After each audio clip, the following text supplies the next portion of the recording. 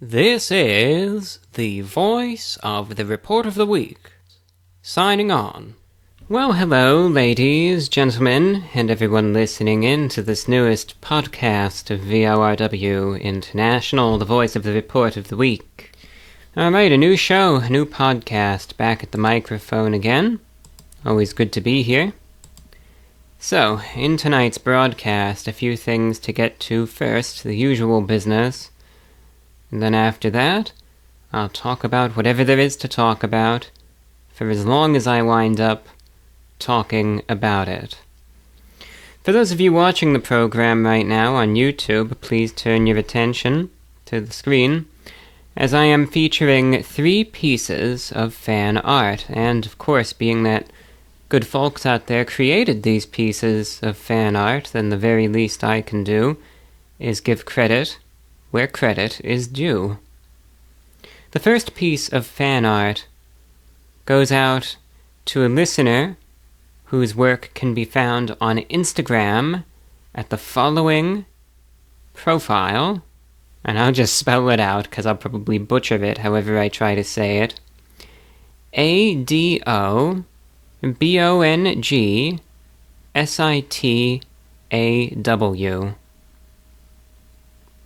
I imagine that would go something like Adobongsitaw, but again that's ADOBONGSITAW.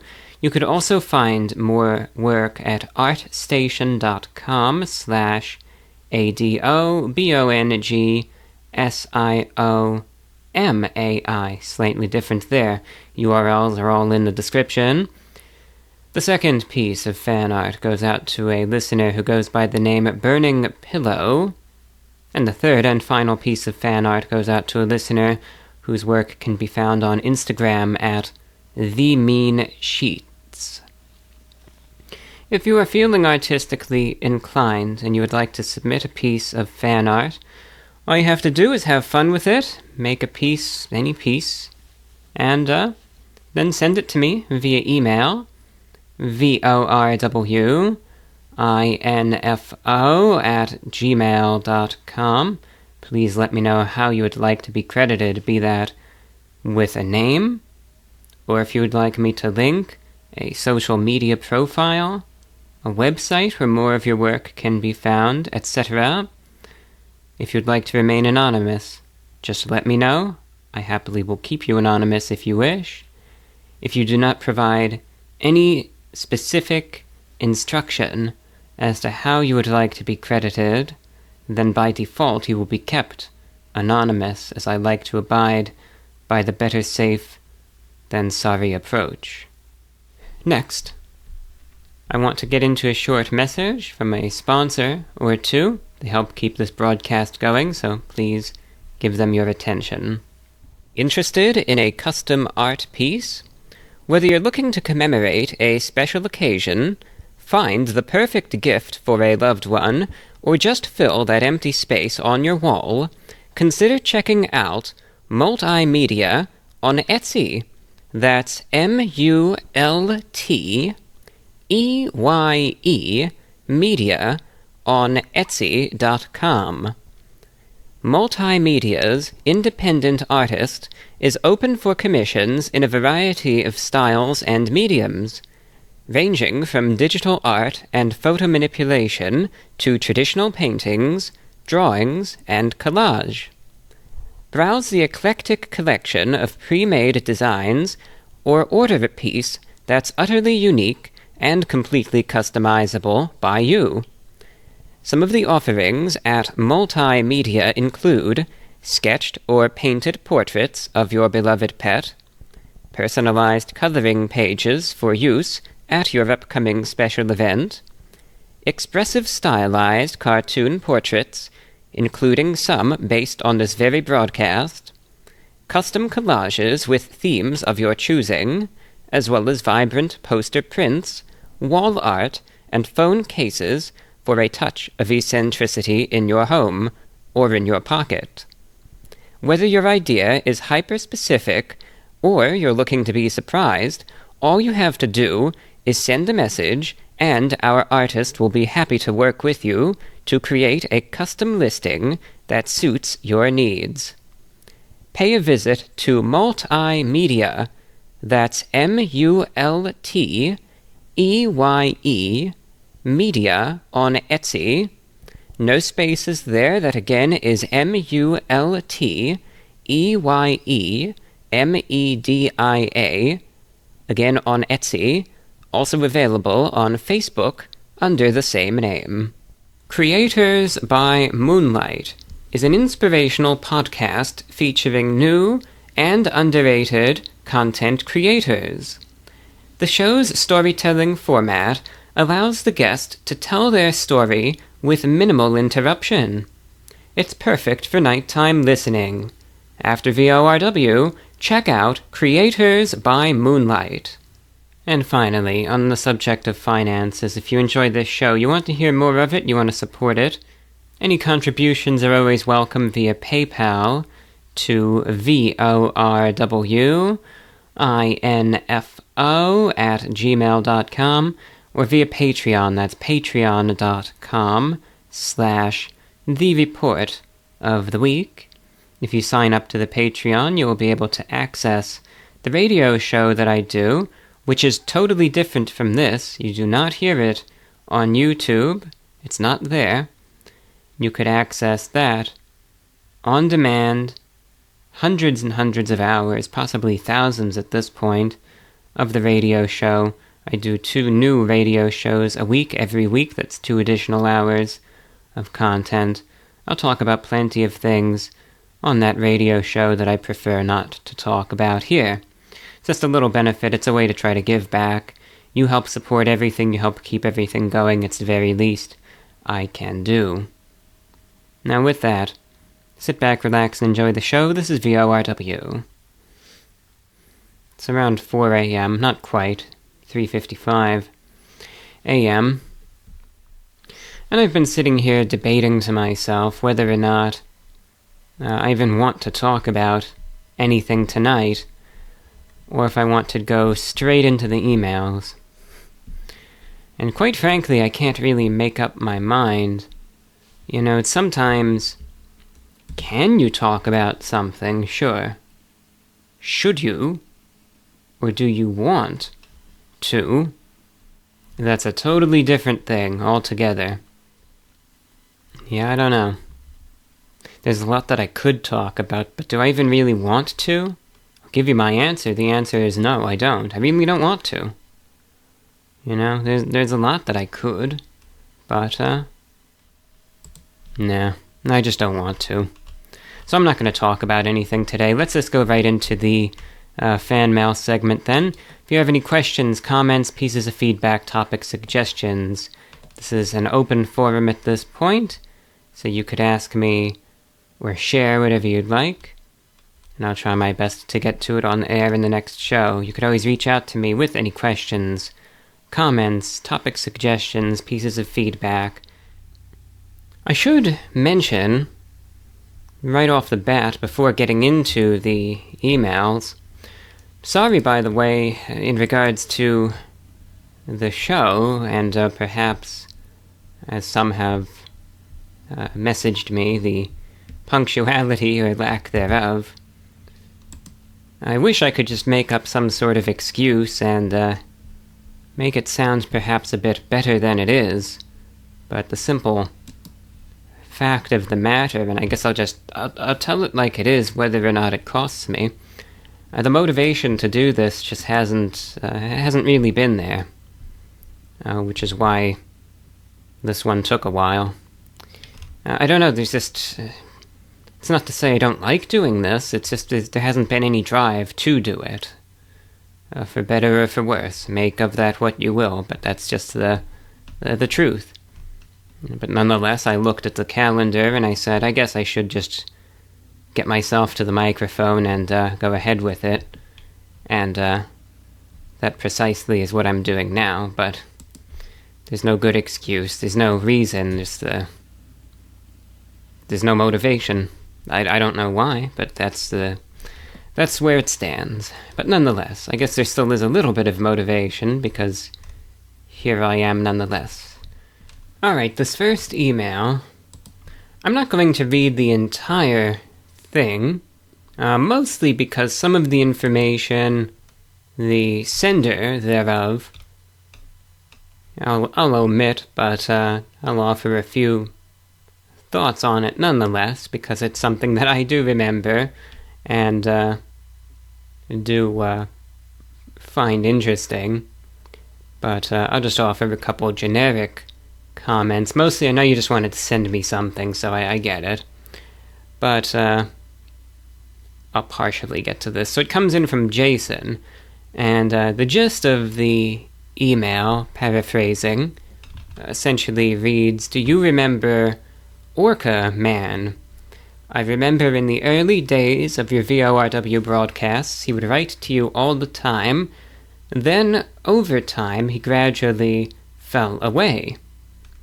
Have you heard anything from him recently?" So thank you, Jason. It's good to hear from you. I know you've been a regular listener yourself, and I know you've been with the channel a while, so thanks for sticking with it all these years as both a viewer and a listener. Yes, I remember Orca Man. He is probably, at least for some listeners, one of the most memorable correspondents this show ever had, mostly because of his extremely unique writing style and extremely unique content of his messages. I can't say that, despite obviously being the program that he wrote to and corresponded with, I can't say that I really know all that much about him. Really, the extent of it is what he sent me, I read, and that's all that there is to it. But for those of you who don't know, I've been doing this show, not quite for a decade, but for 9 years at this point, and the mailbag segment has always been a regular feature. From the very start, I've welcomed listener correspondence, and I would read and respond to whatever would come in. And over the years, of course, many people have wrote in. There was a time, obviously this feature doesn't exist anymore, but YouTube had a message system, and for a while, that's just what I used. I said, just send me a message on YouTube, and I'll read it.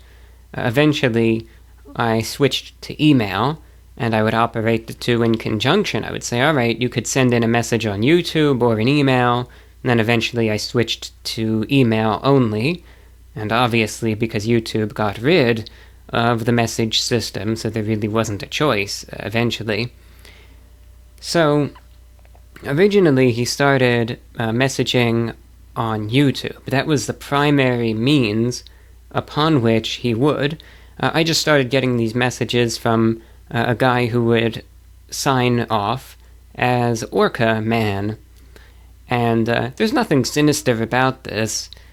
There was, so it's not like this is some sort of creepy thing. It was highly amusing, actually. But he would just write in these, in a very, again, unique, distinct style, these almost nonsensical messages with an equally nonsensical sort of storyline there, too. Just no context, totally out of the blue. But I would just roll with it, and I would just read it because, what the heck? It livened things up a little bit, and I'd often sarcastically retort. But as far as I see it, it was mere banter, and nothing more, and an enjoyable time had by all. So it was like, I got a kick out of it.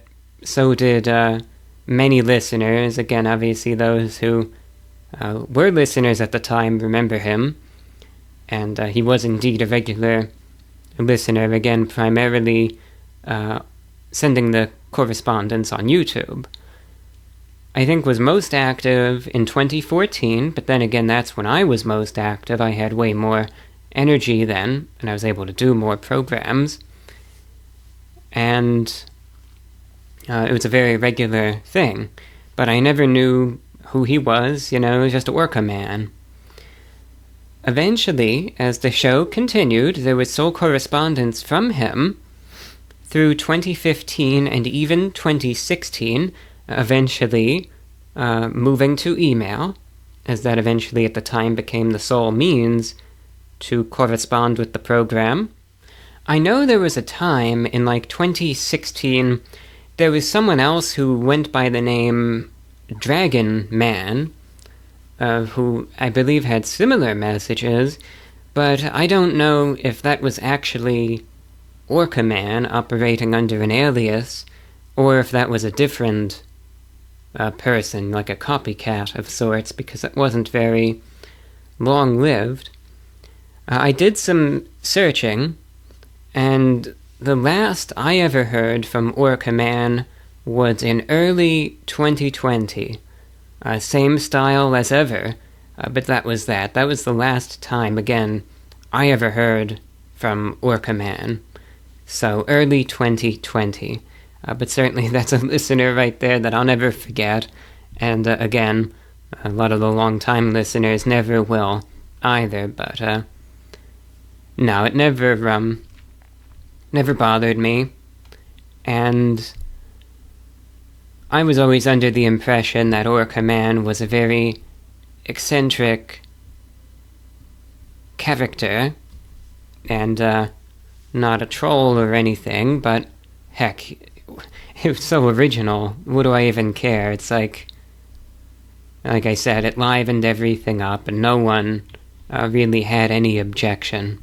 So, there were one or two listeners in 2014, I remember, that said, oh, don't, you shouldn't respond to him, you shouldn't cater to this, etc. But I thought, what the heck?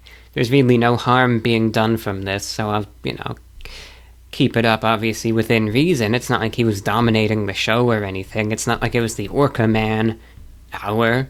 It was just very unique feedback that periodically came in. So, hope that provided a little clarity. Again, I really don't know much about it myself, so that's really the extent of what I even know. Josh is checking in. Longtime fan of the YouTube channel as well as the podcast. I've found great joy in using your long-format podcasts and the radio shows to relax and unwind after long days of making a living in this crazy world.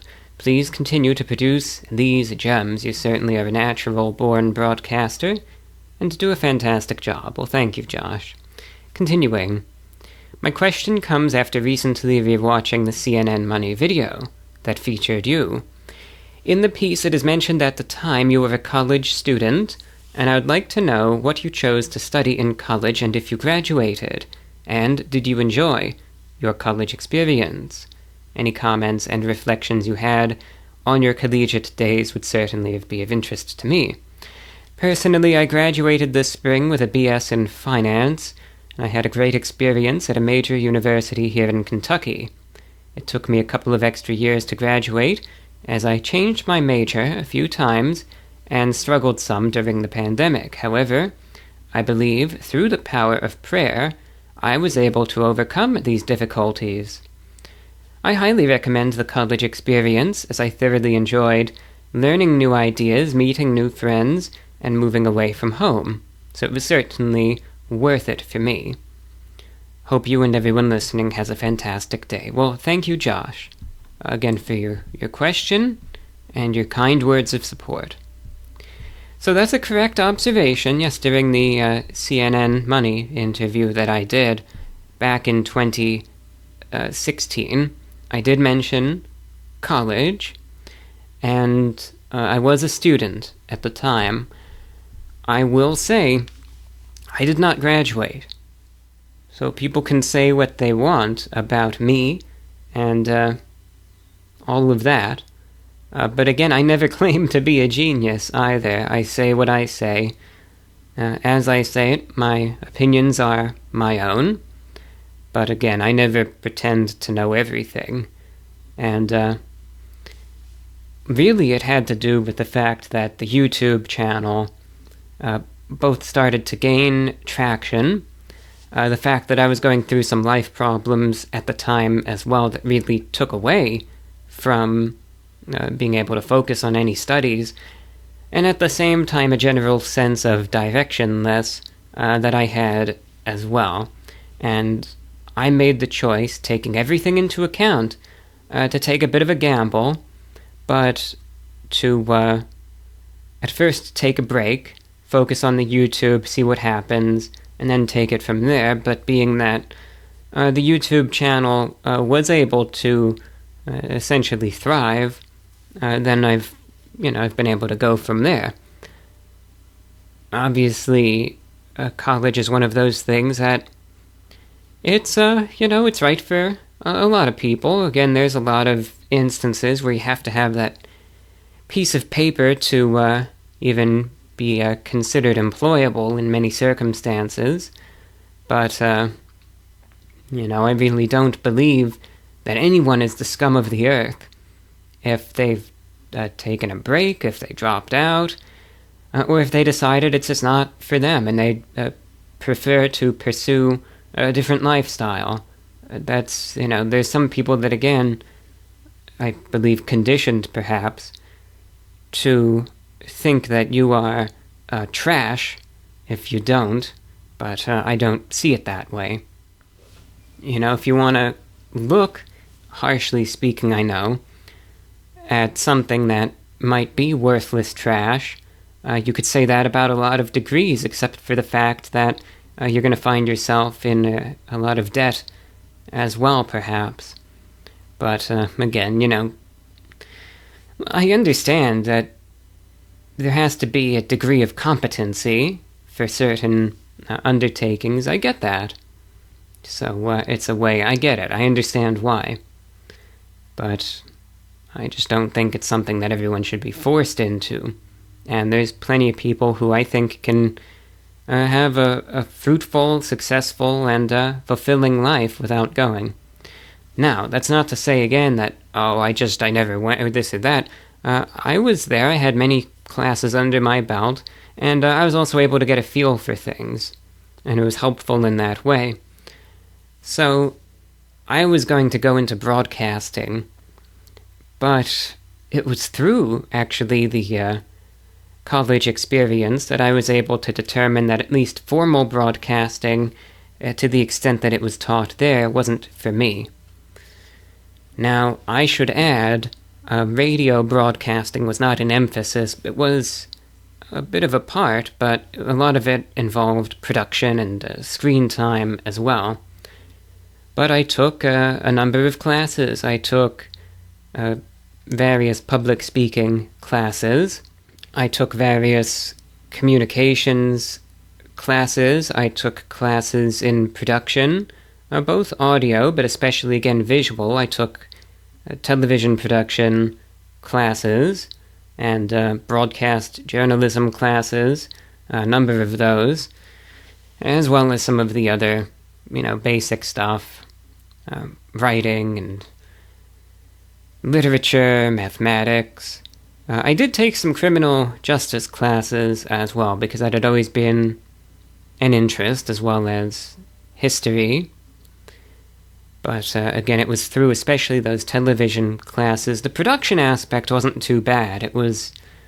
It could be nerve-wracking at times, because it was very fast-paced, and there was a whole lot that you had to take into account at the time very quickly.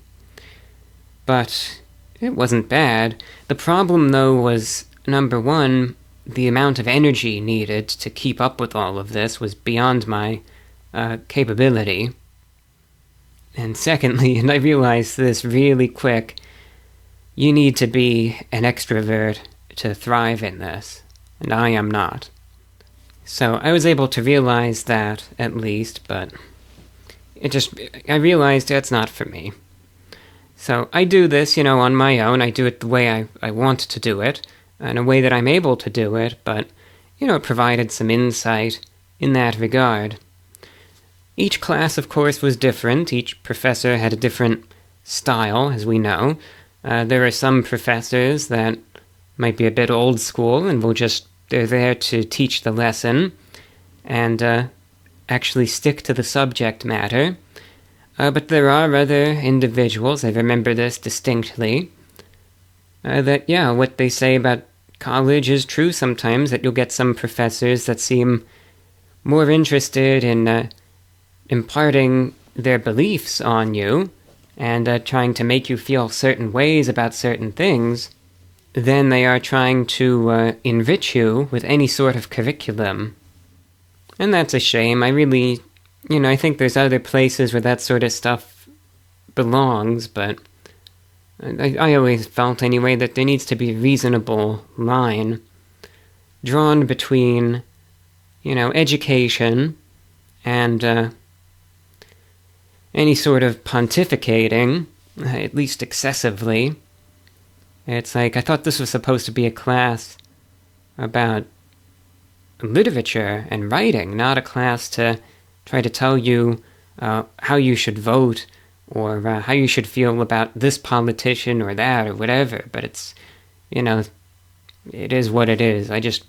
You'd think a higher education institution would be better than that. But, it's how it is everywhere. But, you just try to exercise common sense. I try to stay out of a lot of that stuff. Read the room. Because, otherwise it'll just come around and bite you. It just won't help you any. I remember once in the public speaking class, there was this one student and I don't know if he was doing this, if he was just brazen, or if he just couldn't read the room. Well, I remember his final speech was in regards to immigration, and his whole argument was essentially diametrically opposed to the obvious views of the professor. And he did not have a friendly room, I'll tell you that. And the professor was directly combative with him, even though he spoke eloquently and fluently. It was more of a political fight, if you will, than anything else. Now, then again, you could spin it a couple ways. Some people wouldn't have a problem with that. They'd say, it is part of the learning experience, and they're providing insightful perspective on social issues. There are other people that might say, shouldn't be for the professor to share their opinions like this that have nothing to do with the subject matter of the class. And then other people still could say, well, this guy knew what he was getting into, and he knew that he might not have a friendly audience, so he got what was coming. But again, every class was different, and, some folks were more nuanced than others. I don't really have a problem with that. Everyone can have their opinions, but it was just the in-your-face stuff, and again, I stayed on the sidelines for that. As far as my peers were concerned, I was mostly just a loner, kept to myself. I didn't have any friends. I sure didn't do the Greek life, as they call it, so I didn't even live there. I would commute there every day, or whenever I had classes. And, it's not like I was a frat boy or something. Can you even imagine that? Me as a frat boy? So it's not like you would be finding me totally blacked out drunk laying in the bathtub at 4 a.m. or something. So I didn't do any of that. I mostly was just there to take the classes and then go home immediately thereafter. I really didn't linger on any. They had a radio station that I at first was curious about, but then I realized it was just online only, and my interest kinda went away after that. I was hoping it would have been terrestrial broadcast, but it wasn't. And again, at the time, no one gave me any problems, no one talked to me, so it was very matter of fact, again, I was there for the class and then go home after that. I wore the suits, I did. I would usually go there in always a full suit, sometimes a 3-piece suit. I'd have a briefcase I would carry around, and if it was cold, I'd wear a long black overcoat. If it was rainy, I'd wear a tan trench coat, but I always wore what essentially you'd expect me to wear. And again, no one gave me any problems. I figure people must have thought, oh, must have a job or something, and, has to do that afterward or whatever. Later on, about a year or two ago, and it's like, it wouldn't surprise me if this were true, and it wouldn't surprise me if this is just one of those kinds of people, because, there are some people out there who are jerks, and they'll do these sorts of things even as a way of either a subtle attack or a form of psychological manipulation or abuse or whatever. Who knows? Where it's like, they'll say it'll be a backhanded compliment. And I'll give the example and it'll kind of speak for itself. There was someone who said about a year or two ago, oh yeah, I remember I went to college with Review Bra. And I didn't know that he did the YouTube. I didn't even know what he did in life. But I remember in my text groups, we would all talk about what a loser and a creep and a weirdo he is. But I never thought he was that. It's like, so you see what I mean? It's like, yeah, we were all saying how much of a worthless loser and creep you are. But I didn't think you were that. It's like, so maybe he's just speaking the truth. It wouldn't surprise me, knowing how people are. I believe it. I'm sure many, many things have been said about me behind my back, and I accept it, but it could also be one of those times where the person is just kind of saying that to be a jerk. And then, after all that, eventually said, oh, but, I'm glad the YouTube took off, and it's great to see. And so I thought to myself, oh, gee, thanks. And that was that. Who knows, maybe the person didn't have the best communication. I don't know. There were 2 emails that actually came in, and I don't often do this, but when they're so similar, I suppose, it's just something that I'll think of, essentially how to handle it. Because 2 messages came through. Of course, both of them different, i.e. they were from different people, and obviously had their differences, so it's not as though they were the first. So this sort of situation, it happens from time to time, and I always try to think to myself how to, I suppose, deal with it, because occasionally I will get multiple emails that are so similar in nature, even though they're obviously from different people, and I think, right, what should I do? Should I just respond to them individually or collectively?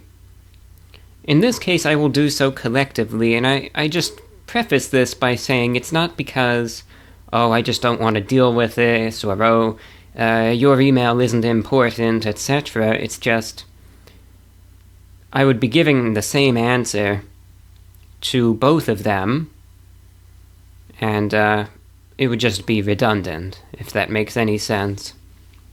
So, paraphrasing, because they both have their, specificities, but they would, again, yield the same answer. And I will say this. This goes out to Lucas, who checked in, and also to an anonymous listener. Disappointingly, after all of this sort of preface, my response is not going to be, I don't think, what you were hoping for. And that's not, I know that's not a fun feeling, right? If you're going through something and you're looking for advice or insight, and then you're told, I can't help you, or I don't know, it's like, well, you know, it's disappointing, I understand. I've had those situations myself. But, the reason why I say that is because I'm in the same situation. That's why I can't offer any assistance, because I have the same problem, and I don't know how to get out of it. So I really just don't, I don't know what to say. You both wrote in, and again, paraphrasing, I'm feeling lost in life, right? I don't really know what to do with my life. I don't know what sort of path there is ahead of me in life. Time obviously keeps ticking away, but things just aren't, nothing's really coming together. Things aren't making sense. It doesn't feel like, oh, I should do this or that.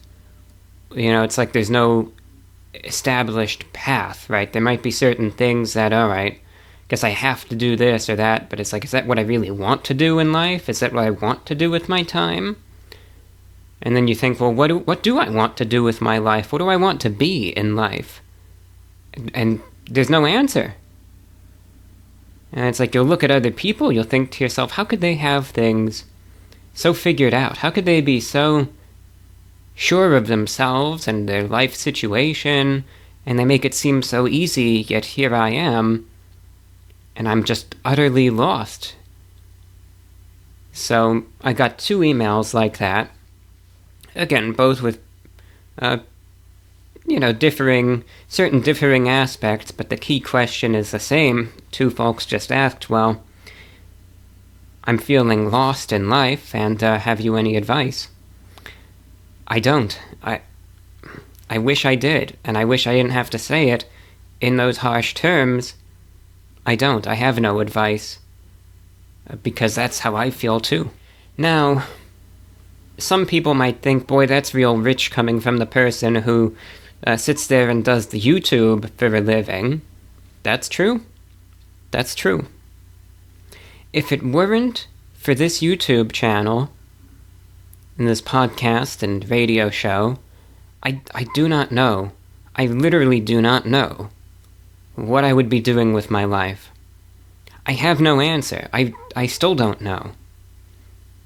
I've pondered this years and years and years, and it hasn't gotten any clearer, hasn't gotten any easier, and I am none the wiser. None whatsoever. You have people that say, oh, it'll emerge in time. Well, it hasn't for me.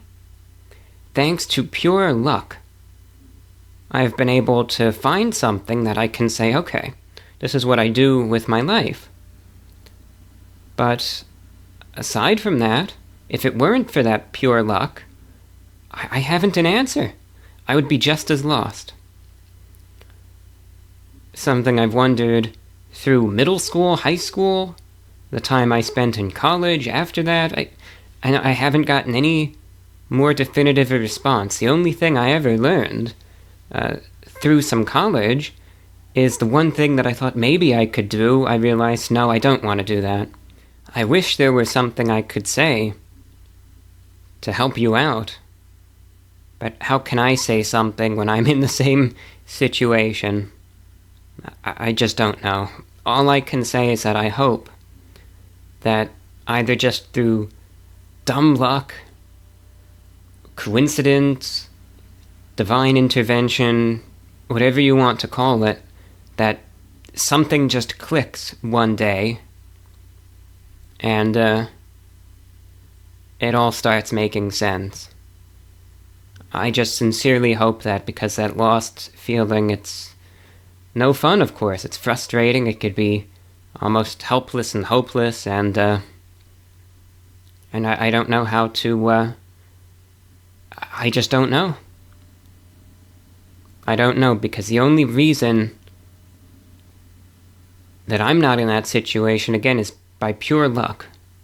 If it weren't for everything that happened precisely as it did, I'd be in the same spot. There's nothing I can say that, oh yeah, just do this and think about this and do this thought exercise, etc.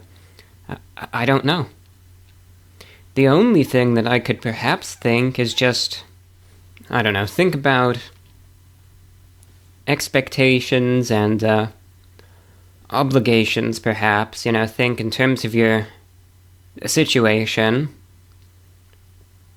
Do I feel confined because of a sense of obligation? By that I mean, well, my family wants me to pursue this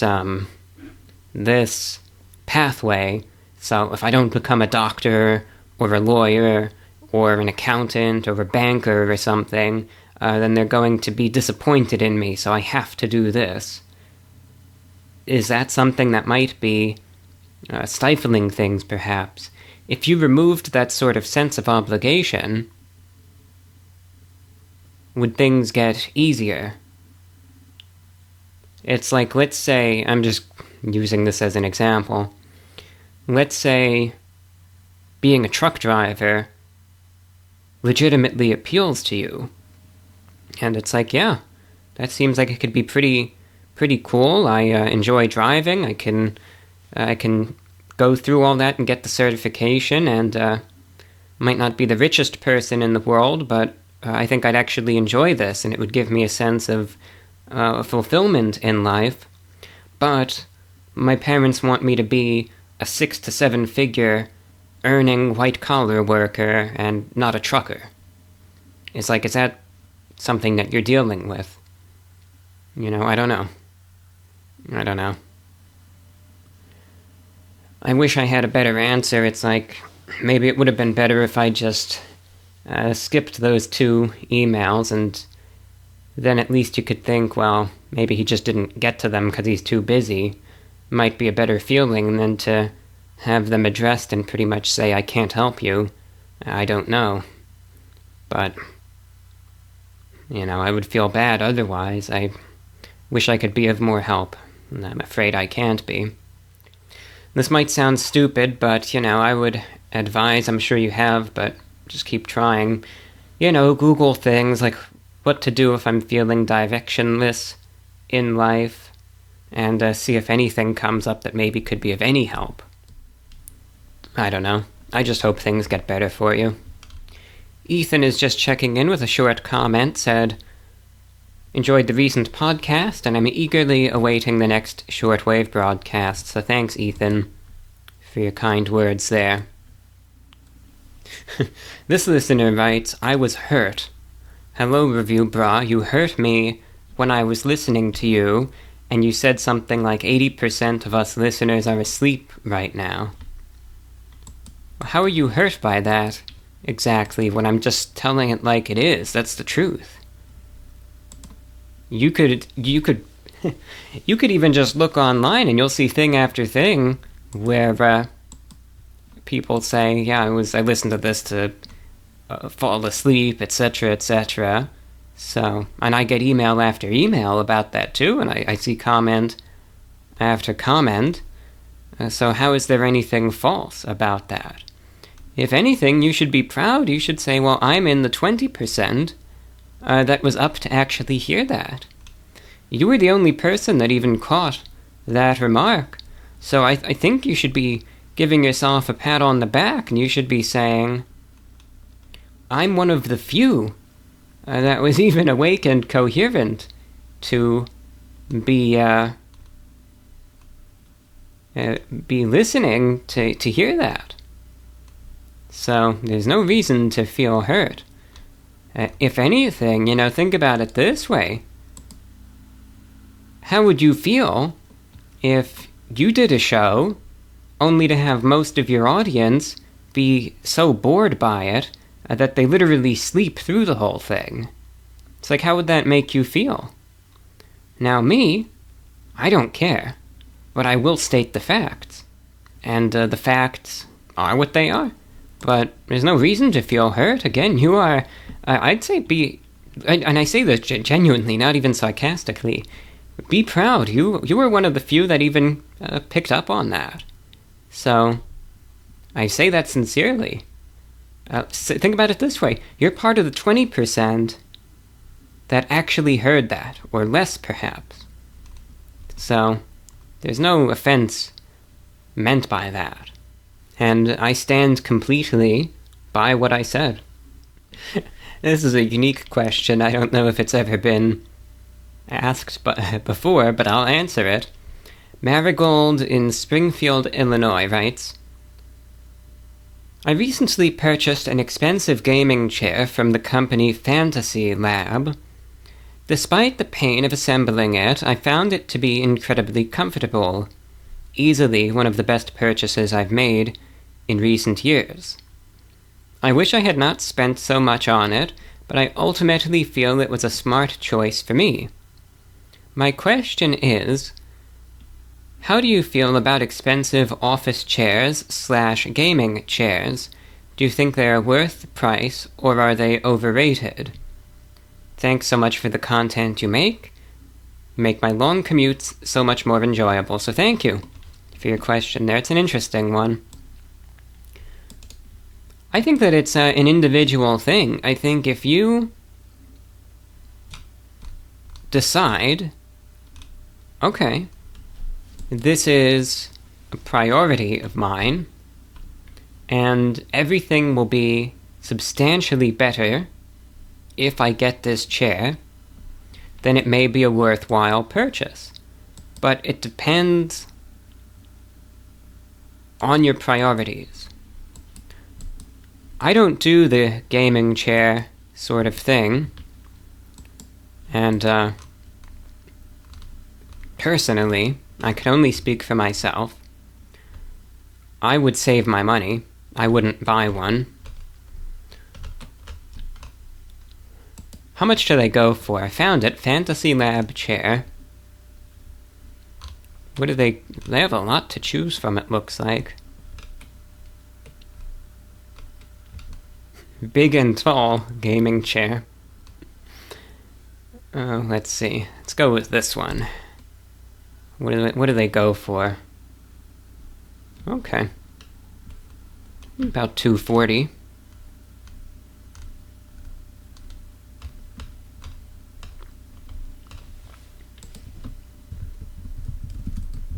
It's actually not as bad as I thought.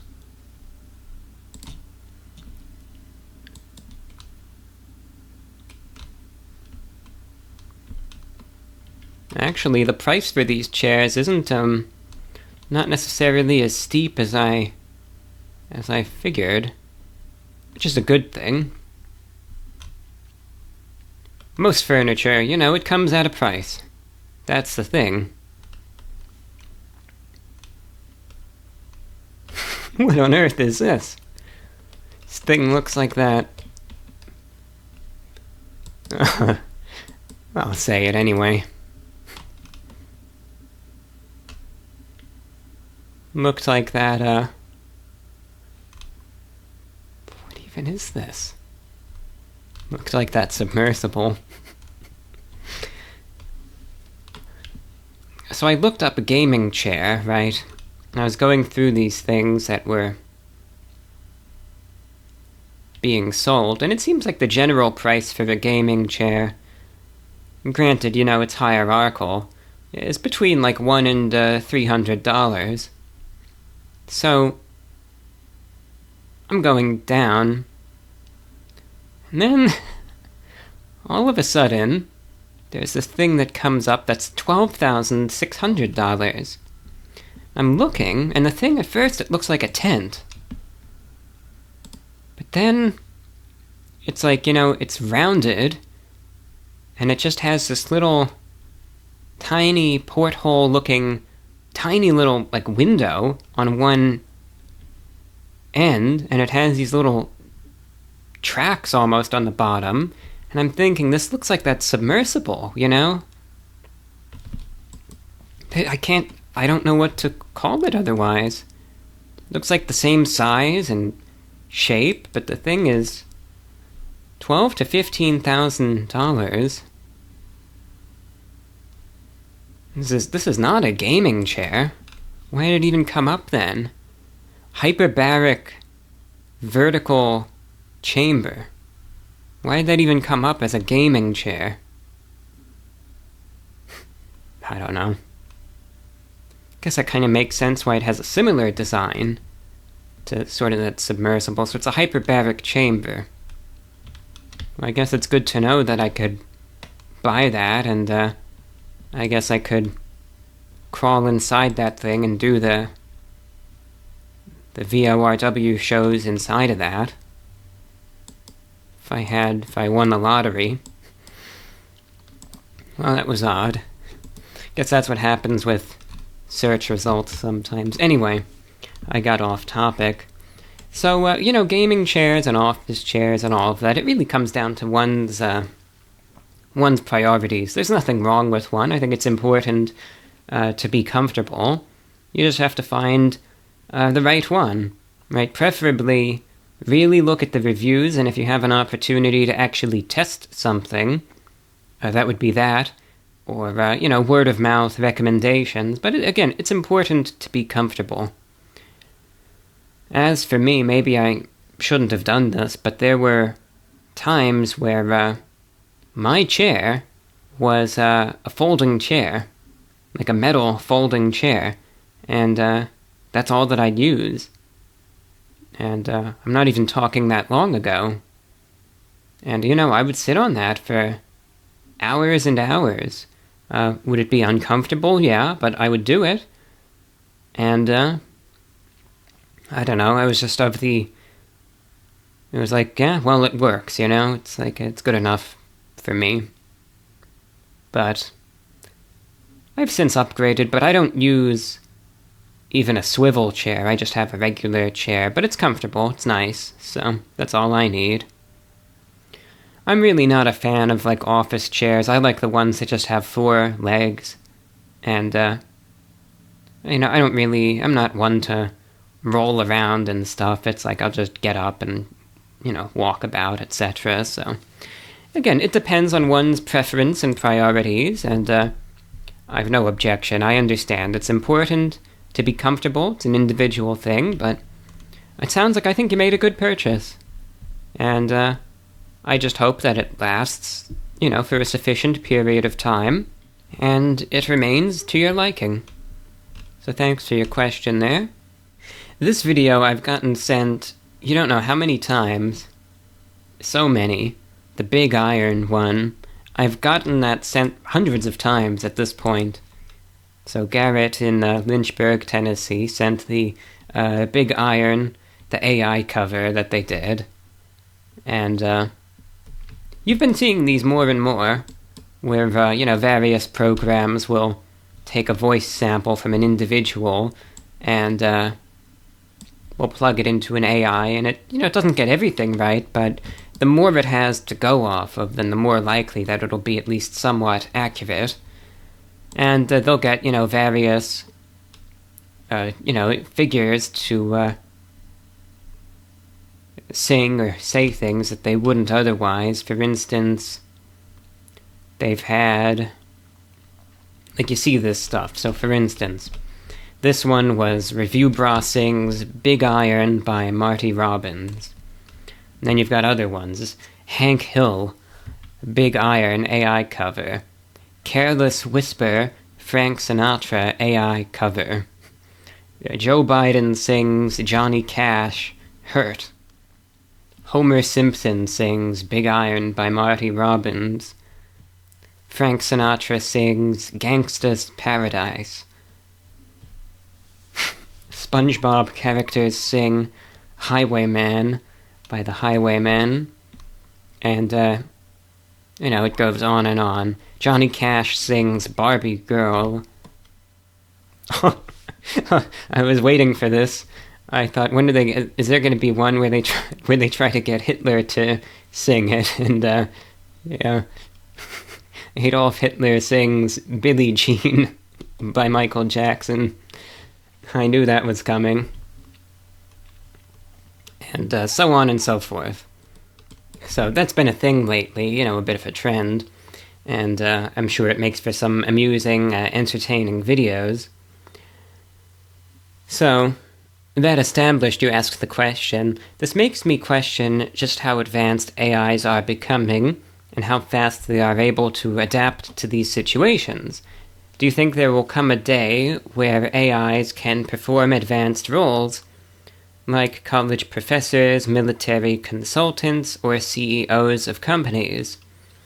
If an AI can become so advanced as to perfectly recreate a song using someone else's voice and take into consideration whether the pitch is higher or lower, I believe it is on the way to performing at a high level enough for these said positions. So thank you, Garrett, in Lynchburg, Tennessee. It all depends. My view of AI at this point still is that it has yet to gain sentience. Right, so by that I mean it's simply an algorithm of sorts where it is being provided certain variables and certain information, and it then is reacting therefrom. If it's provided with enough variables and enough input, right, then the output could get more sophisticated, but I don't believe it is capable yet of making original decisions free from said input. It's just essentially still just making basic decisions from the information provided. So, could it, per se, perform some of these tasks? I believe it could, but I don't believe it's necessarily making original decisions. It's just going off of an encyclopedic knowledge, and in a sense is making calculations off of that, so the output would reflect the input. In many cases, may that be good enough? Perhaps. But I still believe it could only do so much. And I just don't think AI is at the point yet where it is something that it is totally sentient in nature. It's just reacting off of the stimuli provided, perhaps quite intricately, in a way that people may think that it is, self-aware and is capable of thought, etc., but I don't believe it is. That doesn't mean that it isn't a troubling thing, as I feel that it is. And I feel that a lot of people are getting utterly screwed over by it, and that's only going to increase, and a lot of people are going to get crushed by it, and there's nothing that can be done. That's the future. We did this to ourselves, and now we have to reap what we have sown. And, so when a lot of people, if it continues to expand, and I could see it getting to a point where even if it winds up being subpar, it'll be determined, okay, it's cheaper to have this, so you're out of a job now, and the AI is going to take your job. We can't say that we didn't see this coming. And a lot of people will be utterly screwed over by it, but we've done this to ourselves. We caused this problem, and if it eats us alive, look, we willed this upon us. We didn't have to do this. We did. We did it. We did it. And we will suffer the consequences. As I've said in previous programs, this is a technology we aren't deserving of. We aren't even deserving of the internet, in my opinion. But we have it. There's nothing we can do about that. This is, life and the nature of things, right where they stand. But now our own creation may very well destroy us. And that's the uncomfortable reality that we just have to accept, and we have to deal with it. It's unfortunate, but that's just my view. So, enjoy the entertainment. I'd say make the most of it, but I think we've really done it this time. That's just my opinion. I don't think that it's advanced to the point where it's going to be like the Terminator and it's all going to rebelled against us in that way. It's just, we're going to be the ones doing it ourselves. It's like if we have a room full of clueless people who have never even understood this concept before, and they conceive a firearm, and they create it, and they load it with bullets, and they are aware, okay, this will shoot a projectile at a high speed, which will either, if hit, be fatal or extremely damaging to us. But they think, oh, look at that, it makes such a loud noise, and it's cool to blow things up with it. And then, they're just messing around with it, and they all wind up killing each other with it. It's like, well, they understood what it could do. But those are just my thoughts. Thank you for your question. Eric in Silver Spring, Maryland. Long-time listener, first-time writer, hope you are well. Recently, I came across a YouTube video that shows people who are able to do unique things with their hands and or feet in terms of dexterity, particularly if they are trying to compensate for a decrease in their ability to use some of their extremities.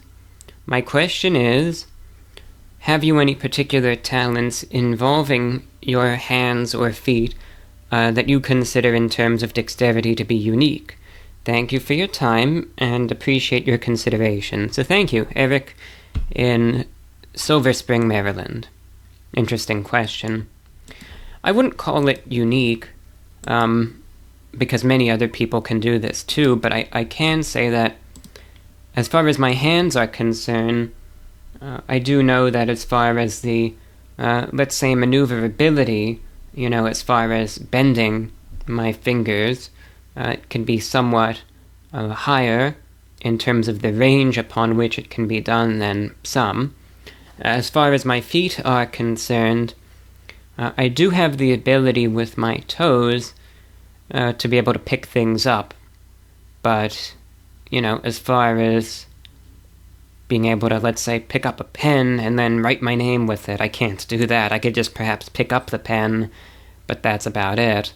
I couldn't say with practice could the outcome be different. I really don't know. I've never practiced enough to say one way or another. But as far as my feet are concerned, again, with my toes, I can pick things up with them, but I wouldn't necessarily call that ability unique. It's just something that I know I can do. So thank you there for your question. Alright, this listener has two questions.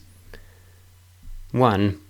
On a scale of 1 to 10, how annoying is it to have to come up with algorithm-friendly video titles? I'd imagine it's a grit my teeth and just type it out sort of thing. So first, let's see. I'm not the biggest fan of it. I mean, it's annoying, but I've gotten used to it. I have essentially a bit of a process that makes it all easy, and just doable on my end. So it's, it could be worse, I'll tell you that. So as far as coming up with the video titles, out of 10, as far as annoying-wise goes, I'd say it's does it bother me? Yeah, but it's certainly not the worst thing in the world. I'd say it's like with 10 out of 10 being the most annoying, I would say it's like a 4 out of 10. It used to bother me more, but once I've gotten so used to it, it's like, okay, I could deal with it. The most annoying thing, to be honest, are dealing with some of the folks that don't understand that it's the nature of things, that it has to be done. Because it's like, I understand it. I know where they're coming from.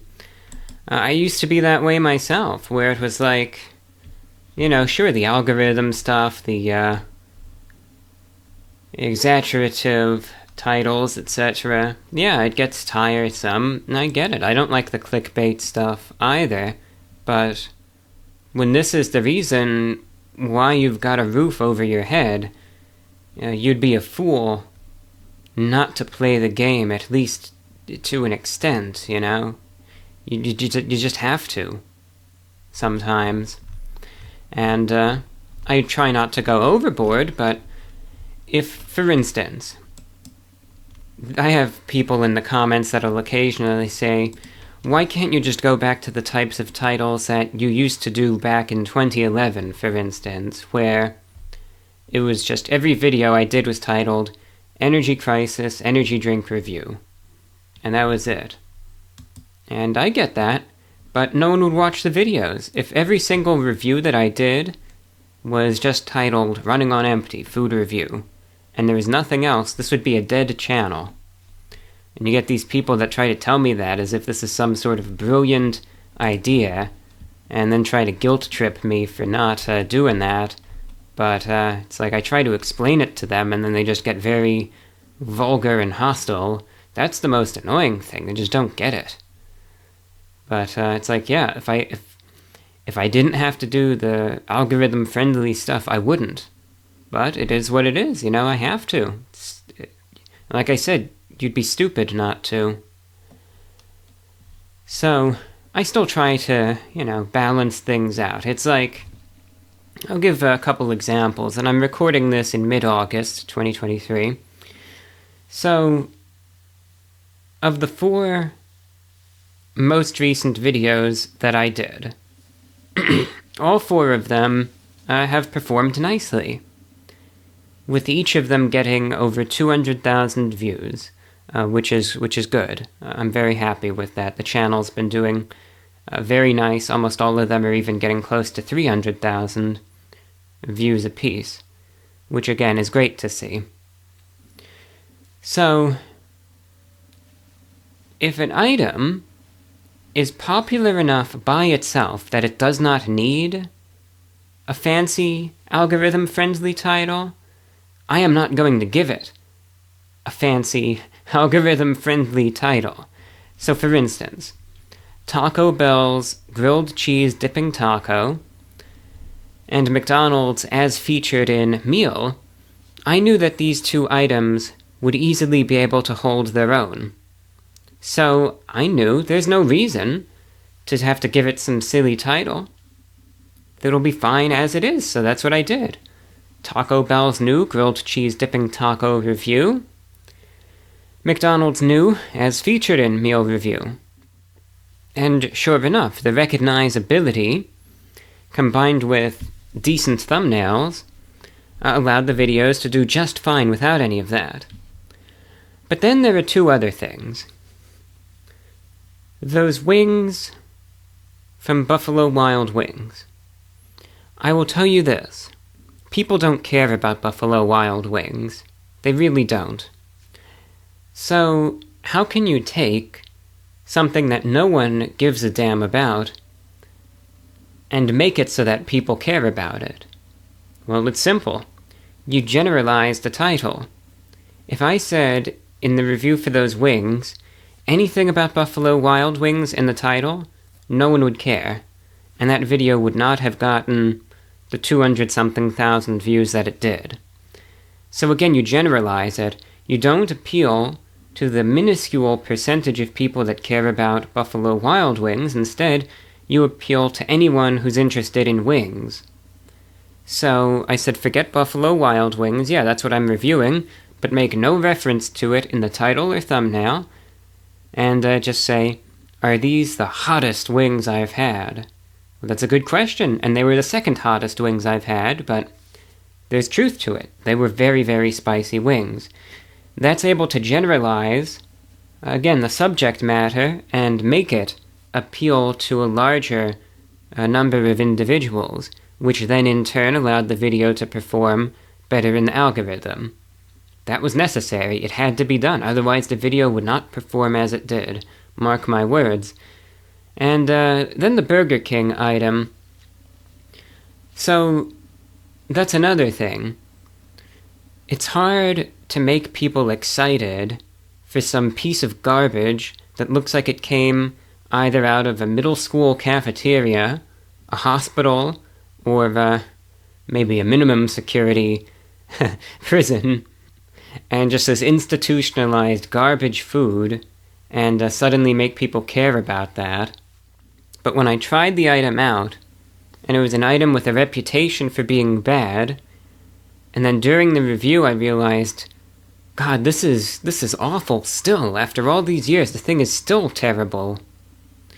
Then I thought, okay, now I'm getting somewhere with this, and I can make my bad experience a bit worthwhile. And when I make these sorts of claims in the title, again, there's legitimacy behind it. The worst Burger King item I've ever had. Yeah, you're absolutely right that it is. The thing is just total slop, vile garbage, time after time, year after year. It changes, and it doesn't get any better. It just is equally worse in a different way. Yes, that is the worst Burger King item I've ever had. Easily. So, when I throw in those titles, there's always truth to them. I'm not going to sit there and just make some garbage up and, go that route. I try to be above that. So, I'll just try to play around with the words, and, I guess just doing this for as many years as I have, I just kind of become familiar with the system a little bit and what works and what I'm able to do, and I just try to use that to help the channel as much as I can. So, that's the first question. Second question, how do you feel about the big iron cover using AI of your voice? Personally, I think it's one of the best I've ever heard, so thanks for your question.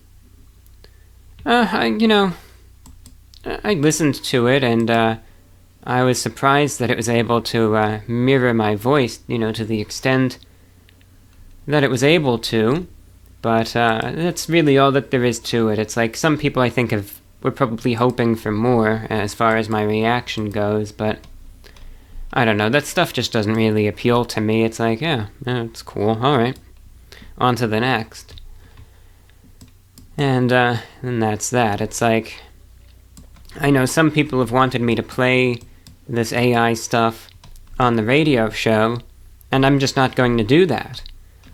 Because to me, I don't know, it just feels wrong, and, well, number one, I think you all know that I'm not the biggest proponent of AI, and number two, it would feel extremely narcissistic to sit there and play a fake song with a program made to sound like my voice on my own radio show.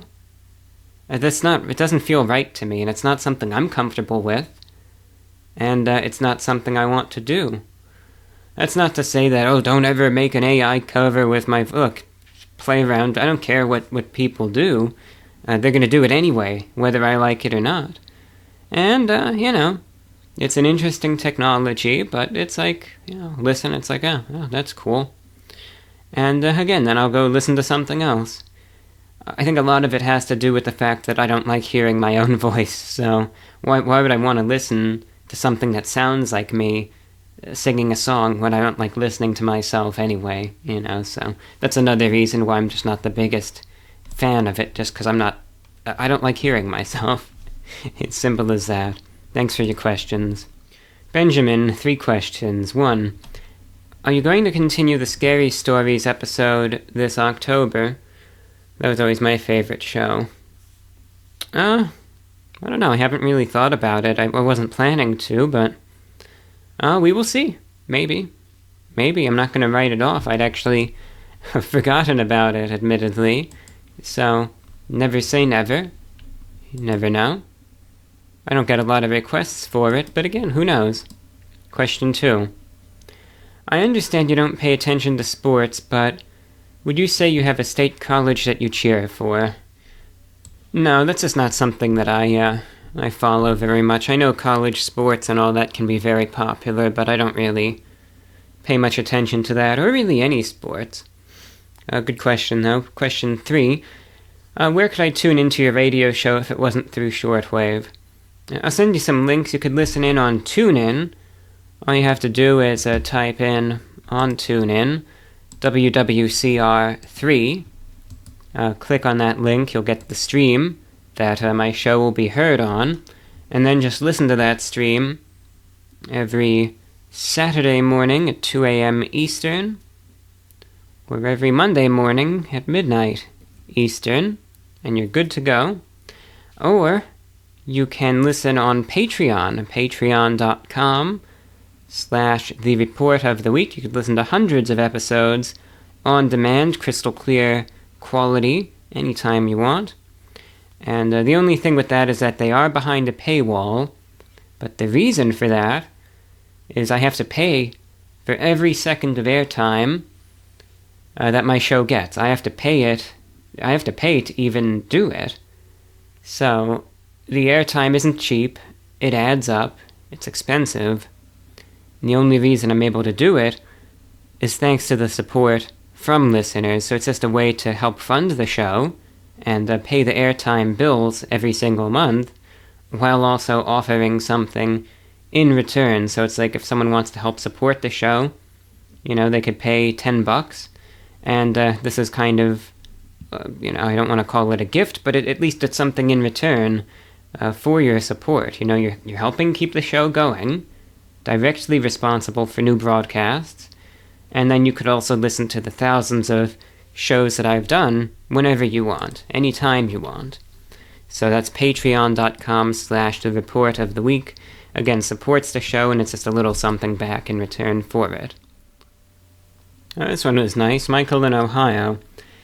Quick note to tell you how much I enjoyed your review of the Buffalo Wild Wings Blazin' Knockout Wings. I found your reaction to the high heat extremely entertaining.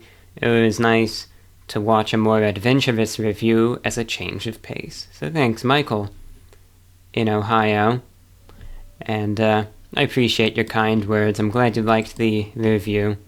And I appreciate you taking the time to write that to me. Thank you.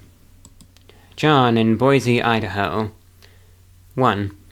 How do you keep track of new fast food releases for your running on empty food reviews? Do you periodically check the establishment's websites for new items? Or are you notified in some way of new releases? It seems like it would be a bit of a hassle to continually monitor the menus of all the fast food joints, so I'm curious how you stay on top of it. It's a good question. So, the way I usually do it is, and it might seem odd at first, but then when you realize how many people eat, fast food and how big these companies are, then it makes sense. There are sites out there that actually compile all the new releases, and they're like news sites, but just for the fast food places. And the two that I usually frequent are chewboom.com, that's CHEWBOOM, chewboom.com. You go to the home page, and it's just, on a daily basis, it's updated. Free Doritos Locos Tacos at Taco Bell. Starbucks releases new summer remix menu. KFC offers 10 pieces of KFC nuggets for $5 alongside the blah blah box.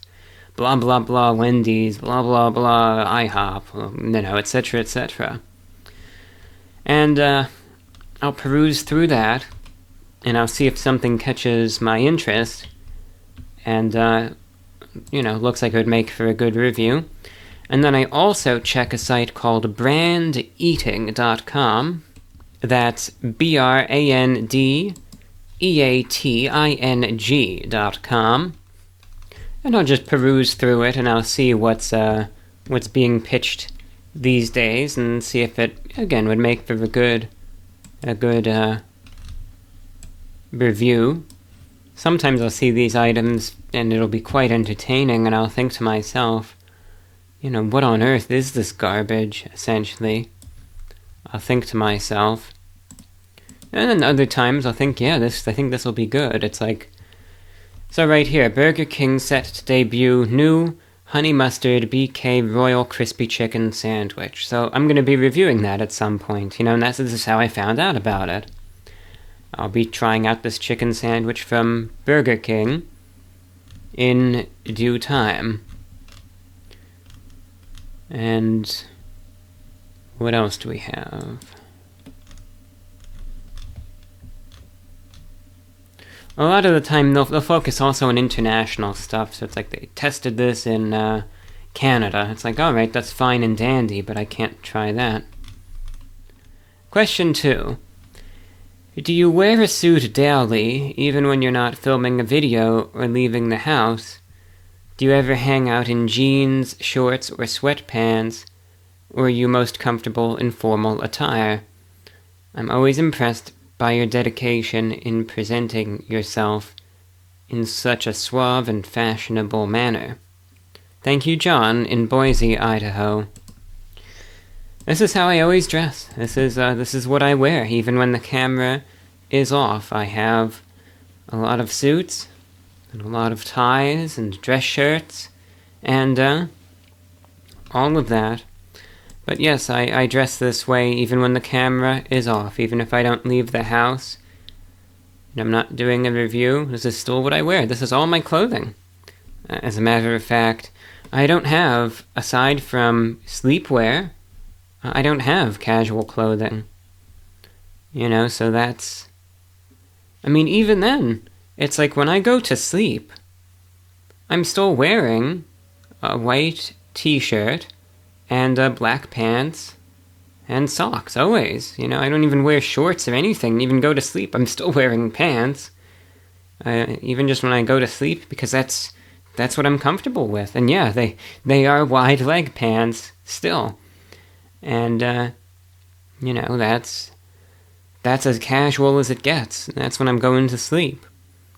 But otherwise, yeah, I wear the suits and the white shirts, ties, you name it. You might say, well, what if you're going to do yard work or something, some sort of strenuous activity? In that case, I have a couple dress shirts that, are getting a little worse for the wear. So those are ones that I'm not afraid to really get dirty or anything, so I'll put one of those on. I have khaki pants. And by those, I'm not talking about like the slim fit, casual khaki stuff. I'm saying like something that you would wear to the office or something like that. And I'll put those on. I think most of them are just like, vintage Brooks Brothers and stuff. And a couple of them I got from Kohl's and stuff like that years ago. And I have a couple pairs of, dress pants as well that could easily take a bit of a beating, so to speak. And, tuck the shirt in and sometimes put on a tie, maybe tuck the tie in, and get to work. But that's my most that's what I'll wear when I'm, let's say, after Hurricane Ian, and I was picking up debris and all of that. That's what I was wearing to do that. I was wearing dress pants and a dress shirt. Stephen is checking in to share some thoughts about the decline of fast food. I think it got much worse during COVID, when all of the restaurants were running drive-through only. When you are selling through a window, there's a lot less accountability for the quality of the product or the accuracy of the order. People may not even realize something is wrong until they get home, and then they may not feel up to driving back. This goes doubly for Uber Eats and other delivery apps, when they aren't even handling it or handing it directly to the consumer. This structure incentivizes employees to cut corners, since there are few consequences for mistakes or poor food handling. You also mentioned, and I don't think you're going to like this answer, have you ever watched the Gentleman's Gazette YouTube channel? You say, I've been watching it for years, and I've often thought about how their content overlaps with your interest in suits. They do a good job of discussing the history of menswear and giving advice on how to incorporate classic style into a contemporary wardrobe. So, thank you, Stephen. So, I'll preface this by saying they do their thing, Gentleman's Gazette, and they certainly, they're very well versed in all the fashion rules and this, that, and the other thing, and they certainly know their stuff. I do not like them. I really don't. But admittedly, it's for two reasons. Number one, the first reason is not personal. It just goes for any sort of... This might sound strange, and this is something that's changed with me in time, but even though I dress how I dress, and I don't know if this will make any sense, and it might sound very, perhaps perplexingly counterintuitive, that despite my interest in suits and the fact that I wear one every day, I don't focus on menswear. Now, by that I mean I am not a fan at all of the whole very rigid attitude that comes with a lot of folks that wear suits, often. And, the jacket has to be this many inches down and this many inches for a lapel for this, and you can't wear this color past that, you could only wear this with that, and wear this coat with that, and blah, blah, blah. You could only wear this hat with this color suit after this date, and your jacket length mustn't exceed so-and-so inches below the belt line, etc., etc.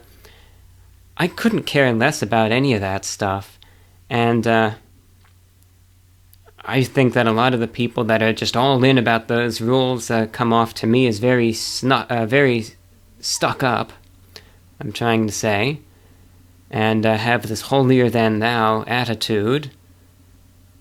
And it's like, I don't care if you want to abide by all that, that's fine, but then they, oftentimes the attitude comes along with it, which is what I don't like, that, oh, if you don't, then you're lesser than me, and they're just some of the most nitpicking folks I've ever seen in my life. Me, yes, I wear the suits, but it's just clothing, that's it. I like the way it looks. It's my clothing. I'm not here to adhere to some rule about the vest buttons because some guy, 150 years ago wore it this way, so now everyone else has to. I wear the clothing that I like to wear, the way that I like to wear it. And that's all that there is to it. And to me, this is the other thing. And this is what a lot of people miss, and that's fine, because it's an anomaly. That's what I am, I'm trying to say. I do not wear the suits to look good, quote unquote, for any circumstance. I wear it because it's what I like to wear, it's what I'm comfortable wearing, and it's what I prefer wearing. That's it. I do not put these suits on to go strut around like some peacock and show off. Most of the time, I never even leave the house. I just like the way it looks. I like the way it fits. And that's all that there is to it. Now, many other folks who still wear suits, their priorities are totally different, which is understandable, and that doesn't bother me any. So of course they're going to have a very different approach to it. They're going to be concerned a lot about the fit, trying to make sure it's up to whatever current trends and standards that there are. They'll be interested in all the rules, arcane or otherwise, and try to follow them to a T, etc., etc. And I get that, because their priorities are different than mine. But when I just wear it just as clothing, I put on a suit just like how someone else would put on jeans and a t-shirt, exactly that. It's like, because I know when most people who don't often wear suits, are going to put on a suit, it's sort of like, it's like an occasion almost. Even just getting dressed, it's like a whole extra process. You might feel a little different, you really want to make sure it looks good, etc. But think about how you feel when you're just putting on your most casual attire each day, and you put no thought into it whatsoever, right? You just slip it on a t-shirt, some jeans, some shorts, whatever it might be, and that's it. When you think about it like that, that's how it is for me when I'm putting on a suit. When I walk into the closet, I haven't even any idea what I'm going to go with today. I just go in, grab a white shirt, and then I look at the suits and I just make a split-second decision. All right, I'm going to go with, how about this blue suit today? Whatever suit I go with, I grab the suit. I grab a black vest because I always wear a three-piece suit these days because I just, again, like the way it looks. And I like being extra covered up in my torso. And I grab a vest. Then I'll grab a tie that is of a color or pattern that I like, put it on, and go about my day. So, that's the first thing that just doesn't appeal to me because it's like I've just no interest when all the subjects are things that, I just don't have any interest in. And I'm just not one to really follow these sorts of guides, I just do my own thing, and that's it.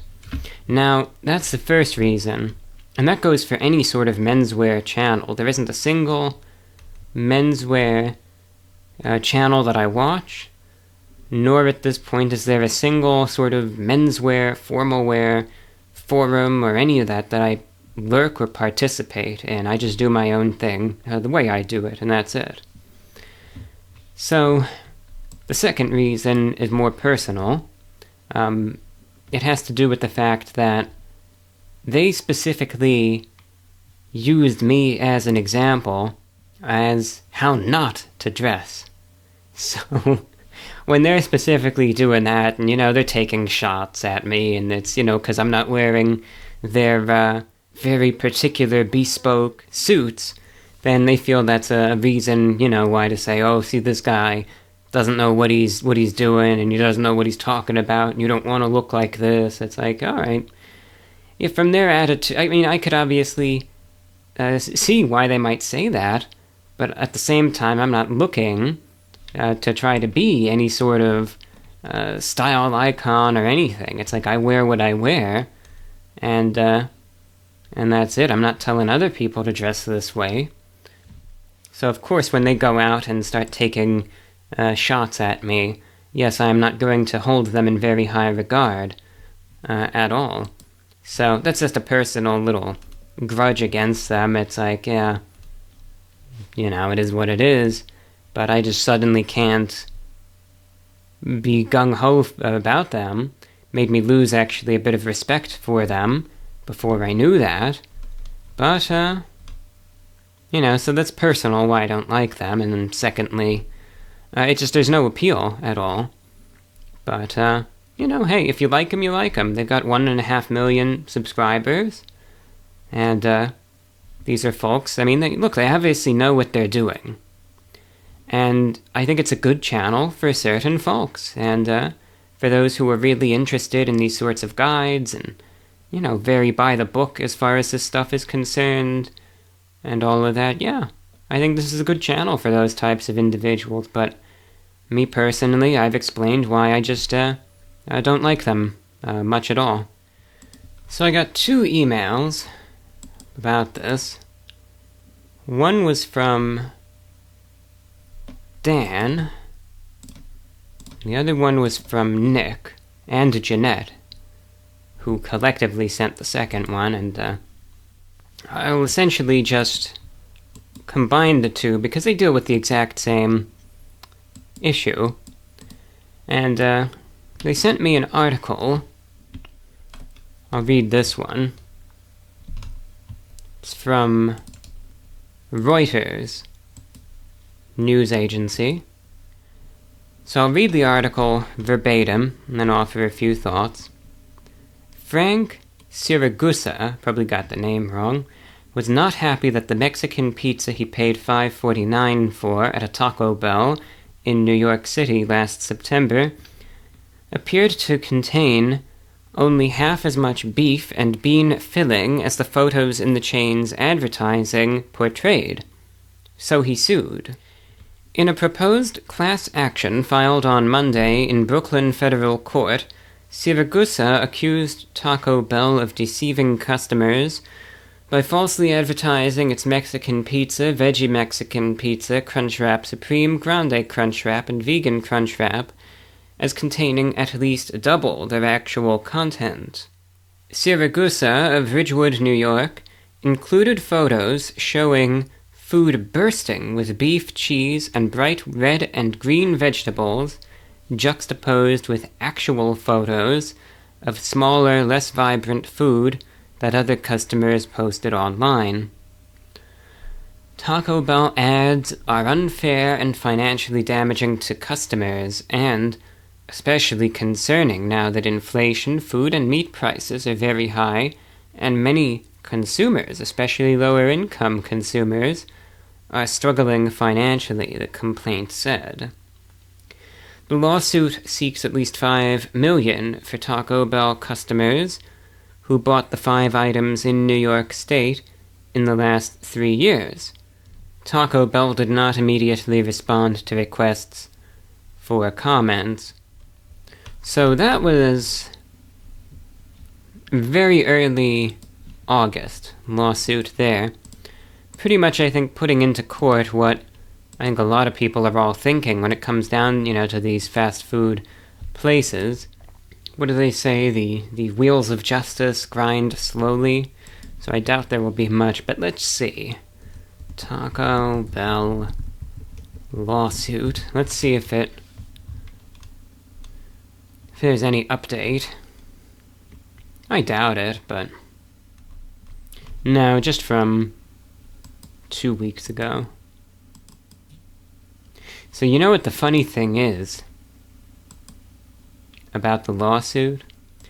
If you look up Taco Bell lawsuit, and you'll see, obviously featured in the media, right, the before, well, not really the before and after, but like the expectations versus reality pictures.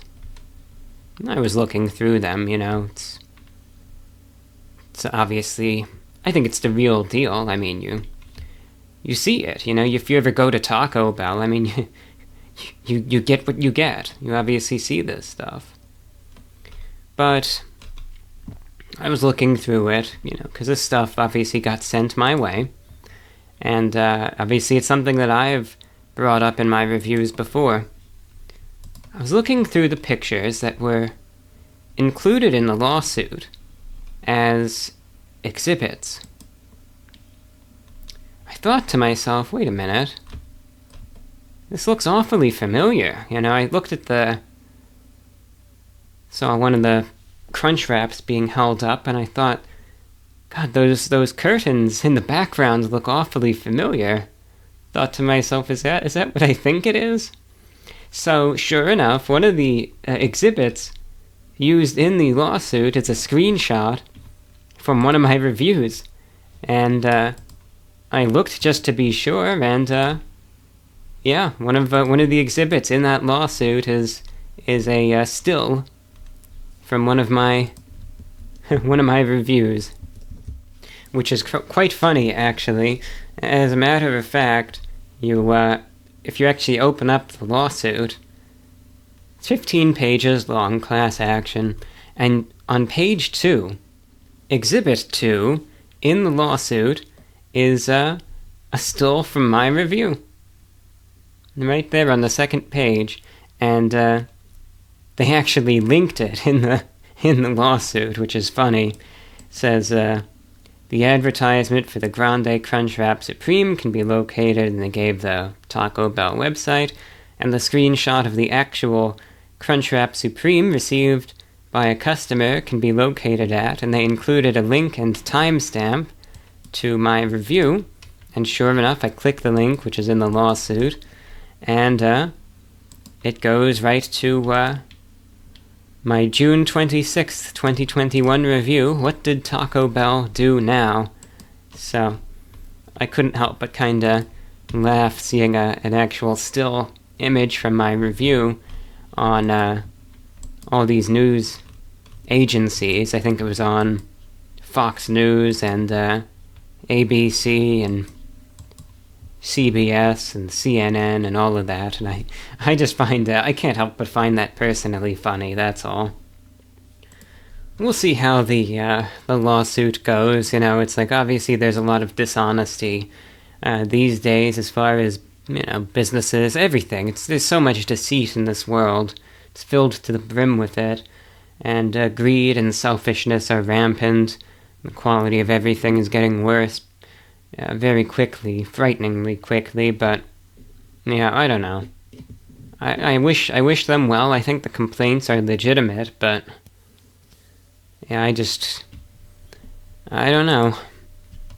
I don't know whose side. We'll see how it plays out. They say justice is blind, but I'm not expecting this lawsuit to really go anywhere or, be the one that suddenly results in massive change that makes everything better. Of course, I'd love to see that, but I just don't. I'd think I was in an alternate reality or something if that actually happened, but yeah, that was funny to see. So thank you to everyone that sent that my way. Ethan writes, I absolutely love the sense of style presented in your videos. I was curious, how much of your clothing is off the rack versus tailoring? Thank you for your time. So thank you, Ethan, for your question. All of it. Pretty much all of it is off the rack. Generally, I'll try on the clothing and see how it fits, but I will make adjustments occasionally, but for the most part, I'll get something off the rack that fits, and I'm perfectly fine with that. Daniel in Manchester, England writes, and I'll just say this right off the bat, I still need to check this out, so I don't really have a response for this, but I do want to read your thoughts nonetheless, but I have no comment, because it's something that I haven't checked out. But you mentioned some TikTok trend of Americans finding out the type of Chinese food us British people consume. While American definition of Chinese food is more authentically Chinese, noodles, rice, etc., English Chinese food is a unique fusion of Chinese and British cuisine, commonly combining the Oriental Chinese food with British chip shop. Some of the best dishes I would recommend would be salt and pepper chicken, salt and pepper chips, crispy shredded beef, all topped with curry sauce, and the sauce is what usually baffles Americans. Keep up the good work. So thank you, Daniel in Manchester, England. I could see the sauce definitely throwing off some folks, and thank you for mentioning that. An anonymous listener writes, I was wondering if you have heard about the street food trend known as walking tacos. When looking them up in your favorite search engine, you will often find pictures of taco ingredients, beef, beans, cheese, tomato, lettuce, and Fritos or nachos tossed up in a bag, but still somehow looking presentable. However, a relative of mine recently had an experience with walking tacos at a street vendor and said it was one of the most disgusting foods he had ever been sold on the street. He aptly described it as a bag o' barf. The ground meat, cheese, lettuce, and tomatoes were all shaken up in a clear plastic bag, and it wasn't even remotely presentable. Yet people were eating it and loving it. He was so appalled that people would willingly eat what looked so revolting. It reminded me a lot of your Papa Bowls reviews. I've heard of those, never had one. I haven't any intention to, quite frankly. The appearance... I guess some people would be fine with it, but to me, I'm not a fan of the appearance either. And I have no desire to try it out. I recall distinctly a video from a number of years ago. It might have been during that weird time in early 2020 when everything was just bizarre. That strange COVID-era transitory period. Anyway, the video in question featured celebrity chef Gordon Ramsay, who was at this racetrack, but the racetrack was actually closed because of the COVID stuff. So he was outside, he had these tables set up on the racetrack, and was filming this video.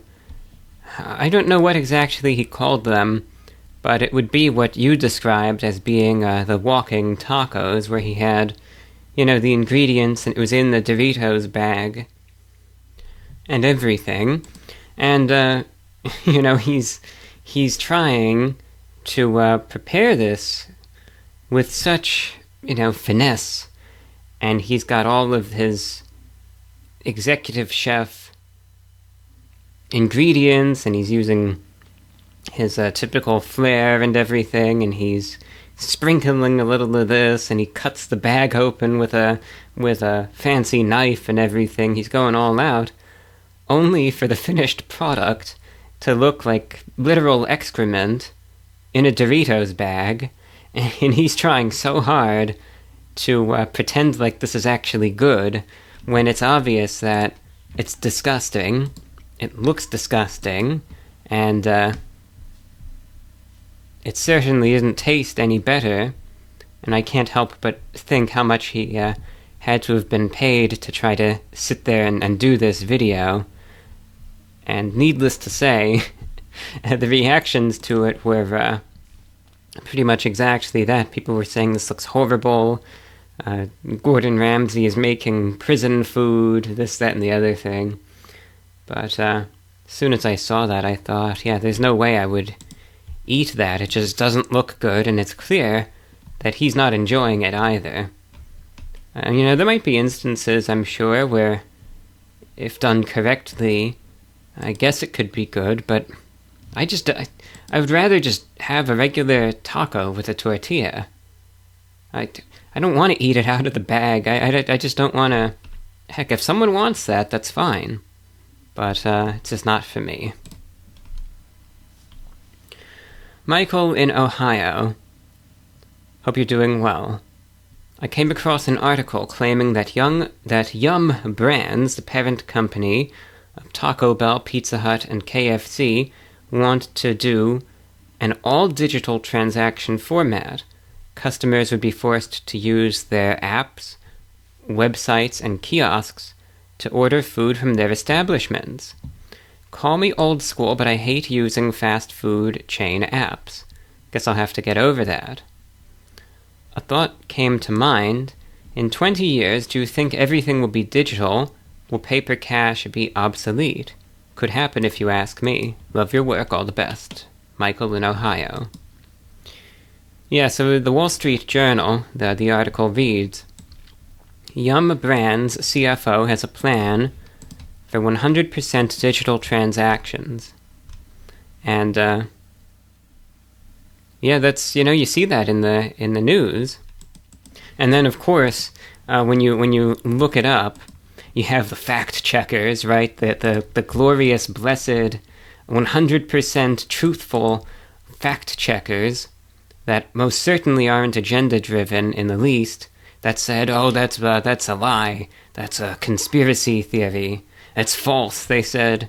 But then when you actually look, and this is what I hate about this stuff, and I didn't see it this way at first, but eventually you do, and then you really see it. They play around with words, and then they could change things up a little bit in order to give the false rating, even when it's not necessarily the case. So, they said, fact check, Yum Brands to go digital only. And then the fact check says false. But then when you actually read it, and mind you, they're hoping people don't, and most people won't, so that's all that matters is what's in the bold, big letters.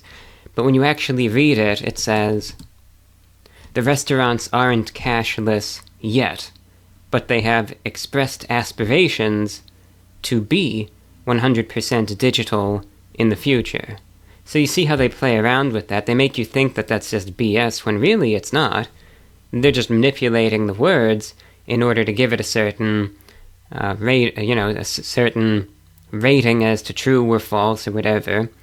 Now, that's not to say that all the fact checkers are this way. There's so much BS out there that goes in all directions, but to act as if someone who just calls themselves a fact checker is all of a sudden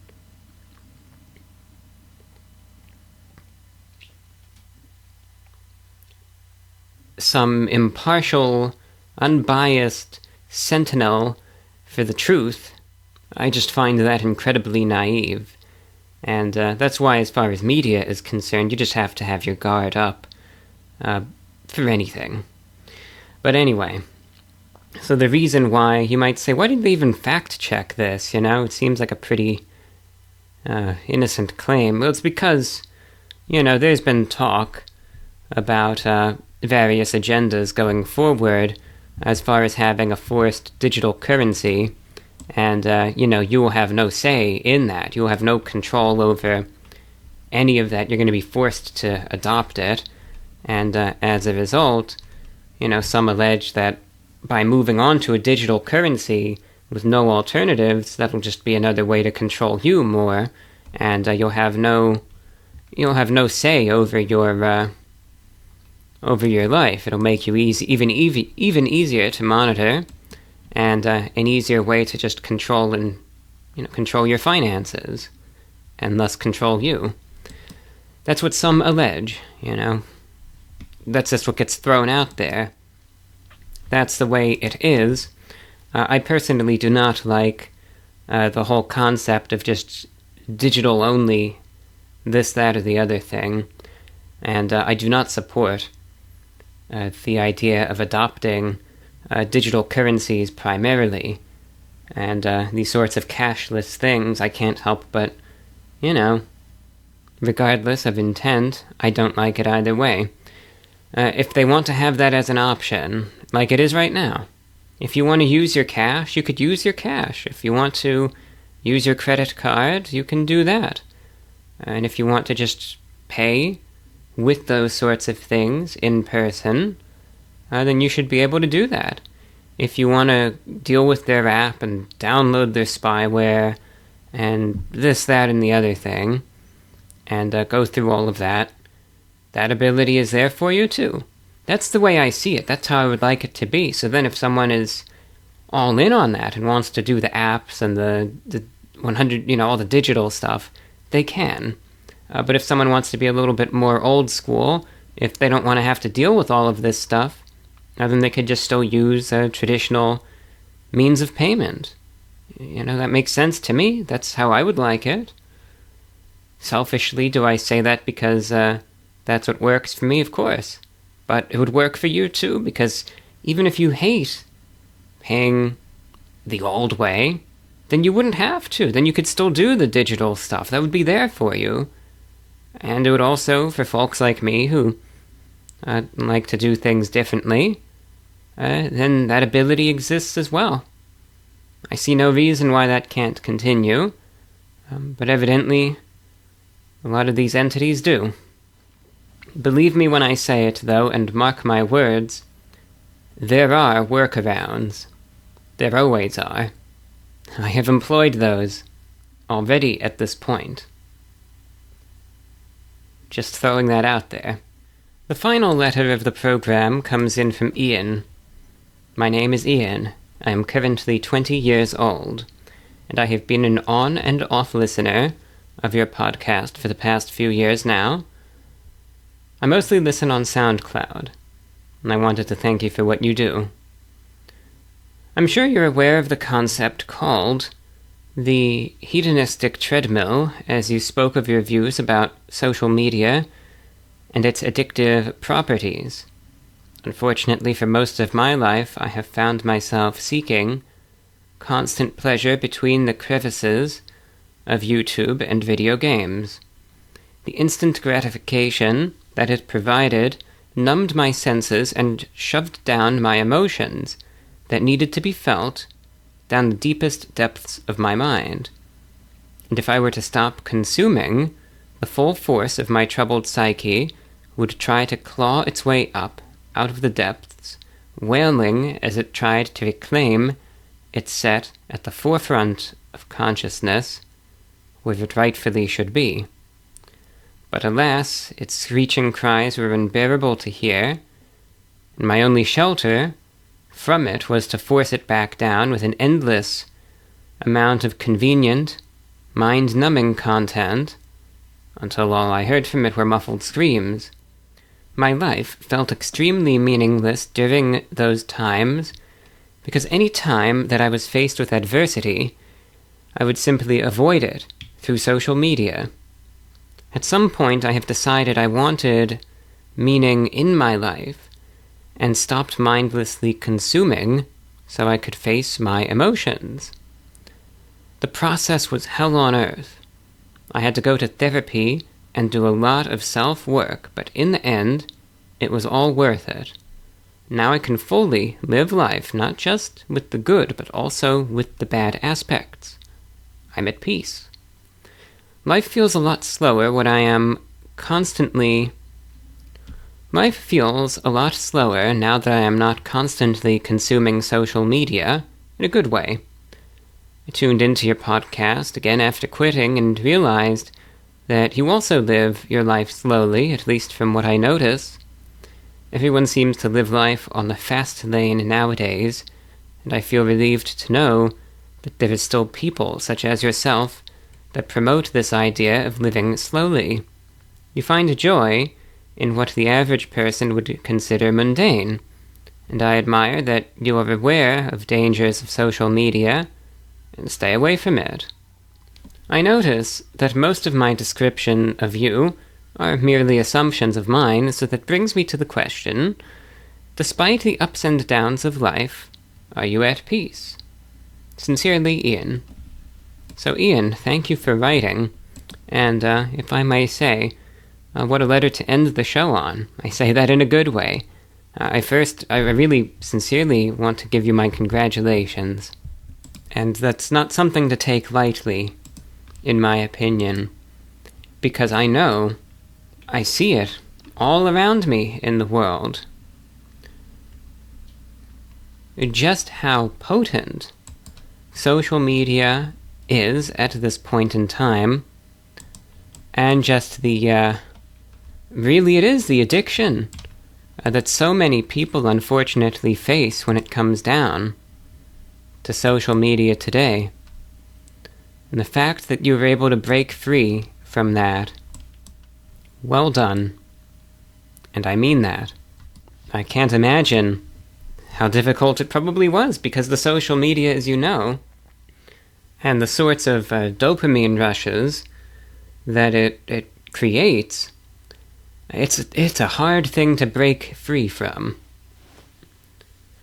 And part of me thinks that that's on purpose. That's by design. You know, they want it that way so that people don't break free from it. That's just what makes sense to me, you know? Make it like an addictive drug of sorts. And you're going to start going through those withdrawals, essentially, and it's going to be hell on earth to the point where 90% of people, or more, are not going to be able to do it. They got to go back to it. Especially folks who I sadly see are practically conditioned from birth. You know, you see, I saw this back in 2014, and I hated it, and I see it now, and I hate it even more. People giving smartphones to literal infants. And there was such a... it was such a surreal, and not in a good way, either. It was a hellish video of a compilation of all of these little toddlers, and some of them even newborn babies, laying there dreaming. And you know how sometimes anyone could do this, but like you'll sometimes see also like little kids and stuff, when they're having particularly imaginative dreams, they'll be moving their hands around and whatnot while they're sleeping. And you're seeing more and more these little infants that they have the one hand up, like they're holding a smartphone, and the other hand like they're scrolling or tapping on it. And that's what they're dreaming about. And I see that, and I think, for God's sake, how can any self-respecting parent see that and be all right with that? My God. And video after video, too, of, good on them for at least trying, but seems in vain. Kids out with the grandparents trying to, take them to a little diner or restaurant and have a family meal together or something. And these young kids, again, I'm talking 5 years old or younger, mind you, totally checked out. Rapid fire on their smartphones. Couldn't care less about anyone or anything around them, just what's on the phone. Obviously, the kids don't realize this, they don't understand.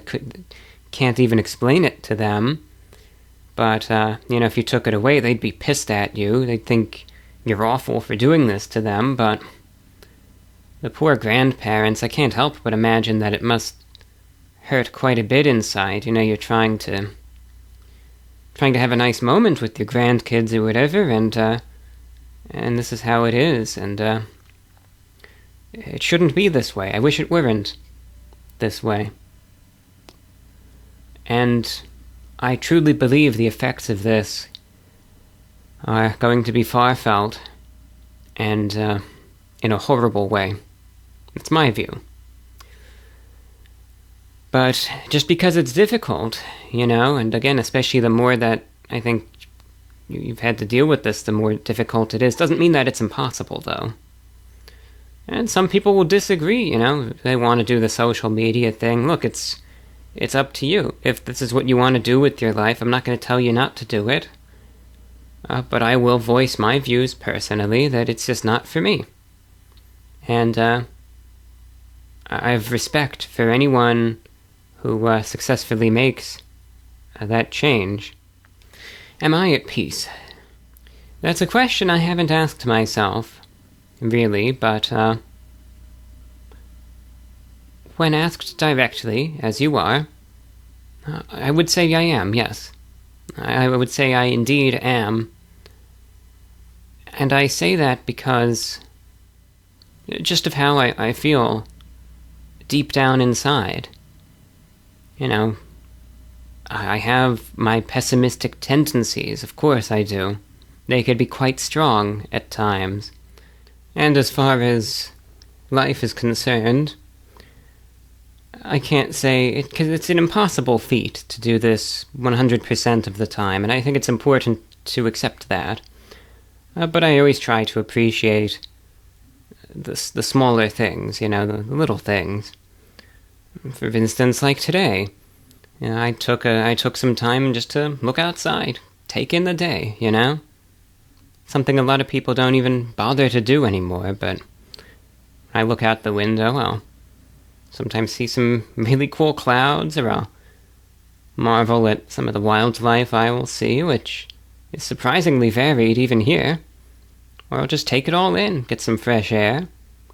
Me personally, quite ironically perhaps, despite what it is that I do for a living, I cannot say that I do much of anything with social media. With YouTube, I mostly listen to music on it, and I occasionally watch various videos, but I don't really watch the social media sort of stuff. There aren't really any sorts of personalities, I suppose, on YouTube that I watch. And any other social media sites, Twitter and Instagram, I use solely just to promote my videos and broadcasts, and that's it. I log in, make the post, and log out. And TikTok, I don't even go on. So, I'm just not, even to this day, I'm not big into social media, despite what it is that I do. I'll listen to music, I'll listen to the radio, I'll do some light reading, I'll try to research various things and go down various rabbit holes and all of that. But that's the way I want to live my life, and I'm very happy that I am able to. So to answer your question, I would say yes, indeed. I am. Pessimism or not, I believe most definitely that I am. And Ian, once again, I congratulate you, and I wish you the best. It's not necessarily an easy thing. It's not necessarily going to be, especially in the future, but hang in there, keep your head up, and most importantly, stay true to yourself. That's the most important thing. So thank you for your email. And that's it for tonight's show. Thank you for listening in, and until next time, be safe, be healthy, and I wish you all the very best. Take care. This is VORW.